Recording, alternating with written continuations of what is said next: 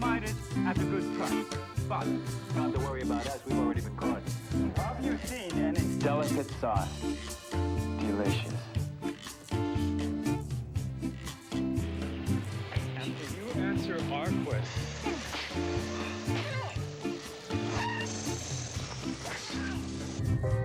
Golden Valley, the only microwave. Do you know? Confucius say nuggets of wisdom are never as tasty as these. I have mentioned to you that I originally made the trek to New York City not to do commercials, but I wanted to do theater. And that's sort of like the traditional way of breaking into the movies. There's sort of a path that is traditional. I'll talk about that at another time, but for right now, this is what happened when I got cast in my first New York play. And by that time, I had learned, to get my picture and resume straight and my answering service straight and so forth. So once again, in the trade paper, there was a call for my category, and it was a new play, or two new plays that were being done at what's called Off-Broadway. And Off-Broadway is, it's a, how shall I put it? It's non-paying, but many of the theaters are still respected. The particular theater that this was going to be held at was called the Cubiculo. And the Cubiculo was one of those Off-Broadway theaters that was respected.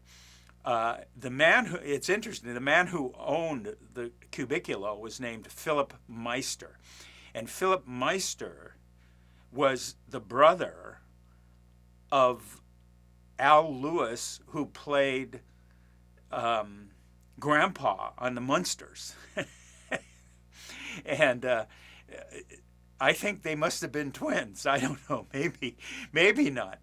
But he looked and sounded exactly like, his brother on the Munsters.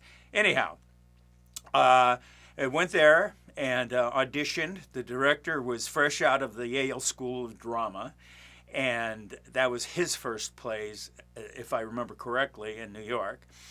There were two one-act plays. The first one was a takeoff on Sherlock Holmes and Professor Moriarty. And it was a funny comedy. It was well done.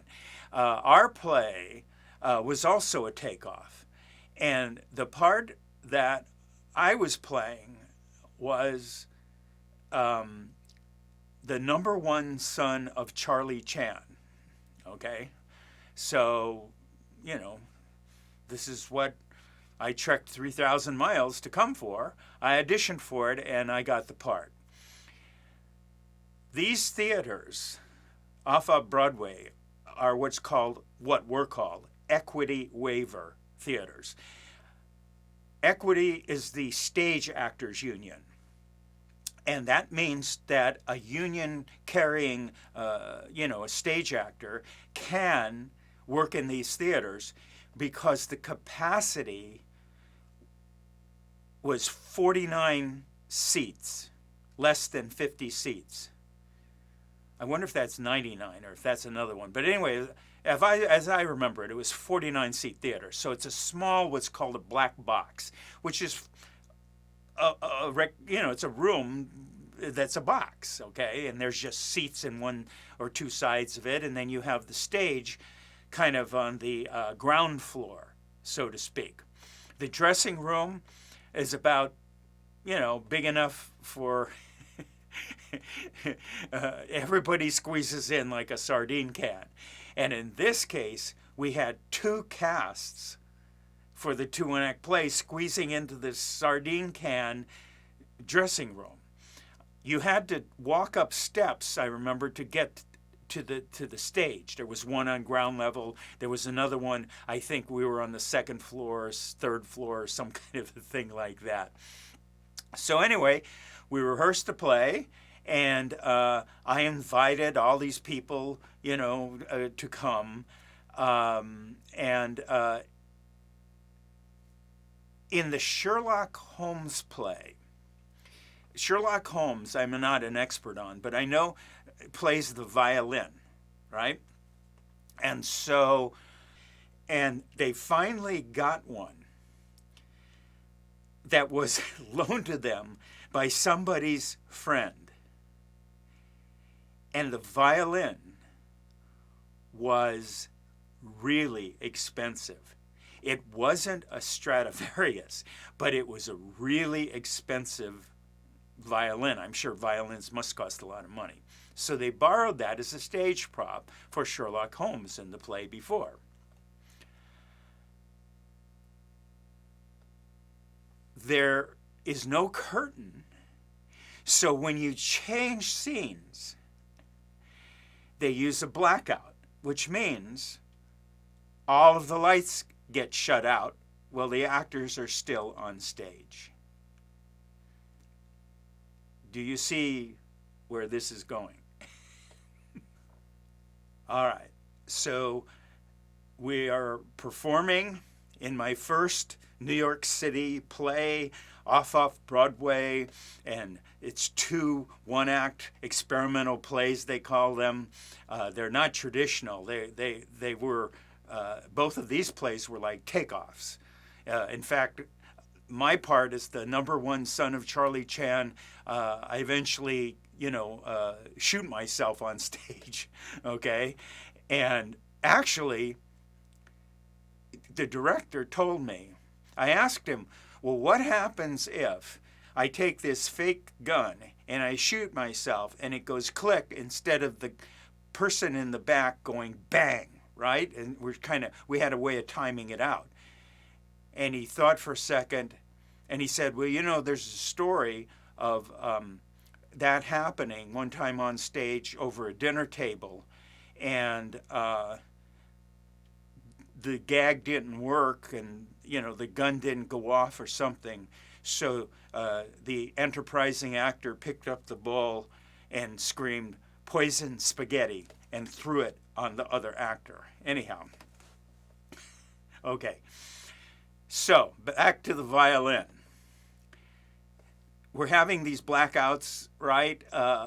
Changing, you go from one scene to another. Instead, there's no curtain. So lights out, lights up. One of the actors was not even playing Moriarty. One of the actors was doubling in as a person who's going to come in and wreck and toss, the apartment or something. And, he's one of these kind of guys who moves before he thinks at all. I mean, who jumps instead of walks or okay. And he painted these raccoon burglar mask on him anyway. So what happened? One night, Sherlock Holmes finishes with the violin, puts the violin down. They have the scene. Scene's over. Blackout. And then you hear these feet scrambling, and this one guy always scrambled the hardest and the fastest.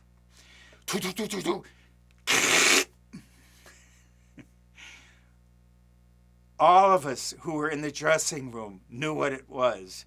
That sound of fine, very fine wood being smashed. He totally crushed the expensive violin in the scene change. Welcome to New York.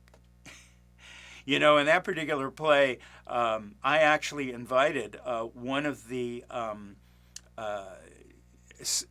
casting people for CBS, right?